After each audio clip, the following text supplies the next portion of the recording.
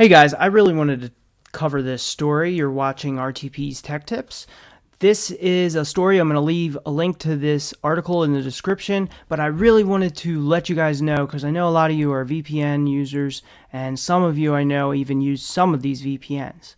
Former malware distributor Cape Technologies now owns ExpressVPN, CyberGhost, PIA, Private Internet Access VPN, ZenMate, and a collection of VPN review websites.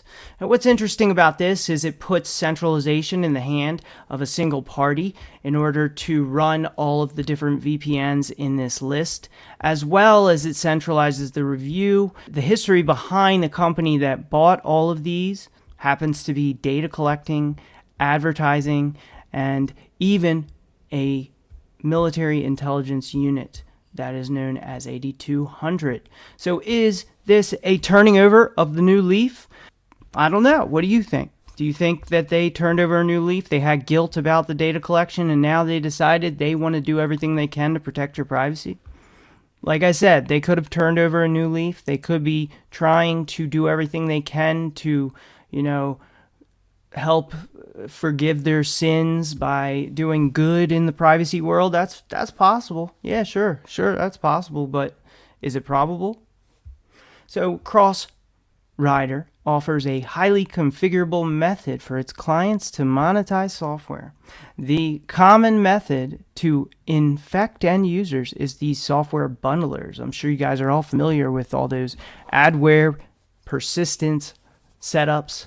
The installers usually resort to browser hijacking. Very interesting. Probably installs a root certificate and is able to decrypt the data. So this is a past history before they bought the VPNs, before they rebranded under this new name, Cape Technologies. It was called CrossRider. And CrossRider had a long history of infecting different clients that used these malware packages in order to deliver advertising, collect data in order to do advertising. Now, what a lot of people don't mention about advertising is a lot of times it makes a beautiful, plausible deniability for data collection. So you basically have no real regulations on this kind of data collection, mimicking or you are miming as a advertiser. Advertisers can collect all the data. They can share, buy, sell all the data. So that's just how this industry works. That's what the new oil, data is the new oil. So there's some links to other articles from Malwarebytes, and persistence is the goal of most malware.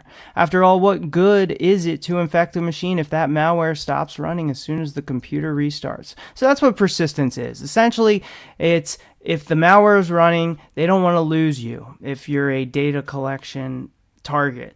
They don't want it to end after that. They don't want the good times of data collection to end. So what they do is they install what's called persistence, which means that it will continue running no matter how many times you restart, turn off. That is what it's talking about here. Let's go a little further into the people behind Cape and CrossRider. So the main person behind it is a guy named Teddy Sagi. He's an Israeli billionaire who previously spent time in jail for insider trading. So Sagi earned much of his wealth from a gambling company called Playtech. Playtech and Sagi acquired Cape Technologies 2012 and led it to be a major player in the malware adware industry. So another thing they mentioned right here is that he's actually in the Panama Papers, which is where very wealthy billionaires hide all their money offshore in order to cheat their own countries in taxes and all of that. Another key figure behind Cape is Kobe Menakemi. Can't pronounce it. Forbes wrote a good article on him detailing his own ties to Israeli intelligence and cyber espionage. Well, what do you know?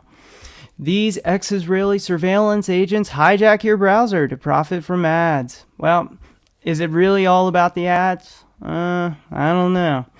Never really believe an advertising company is just an ad company. You should look at some of their biggest clients when they sell the data. Forbes noted that the ties Cape had to these Israeli state surveillance entities. So a vast number of companies are affiliated with these ad injectors, either packaging their tools or funneling ads down to them. One of the biggest is CrossRider, who just happened to change their name to Cape and happened to buy all these VPNs at similar time periods. Owned by that Teddy Sagi, serial entrepreneur, ex-con, who was jailed for insider trading. Biggest money to date is gambling software. He was also part of Unit 8200, that special signals intelligence or military intelligence organization. So this is stuff that you should just keep in mind. Like I said, they could have turned over a new leaf. This could be their way of paying back all of the harm they may have done in their data collection activities. Or it could not. I'm not going to make a judgment here. I'm just informing everyone that the people that own these VPNs have a history of having other motivations in the past with their company. Garrick and two others that are basically the chief information officer admitted to violating U.S. hacking laws, prohibitions on selling sensitive military technology to the UAE, which even says that this sensitive military tech helped the UAE spy on its dissidents and human rights activists. So a lot of this is about them being hackers for hire in their long history.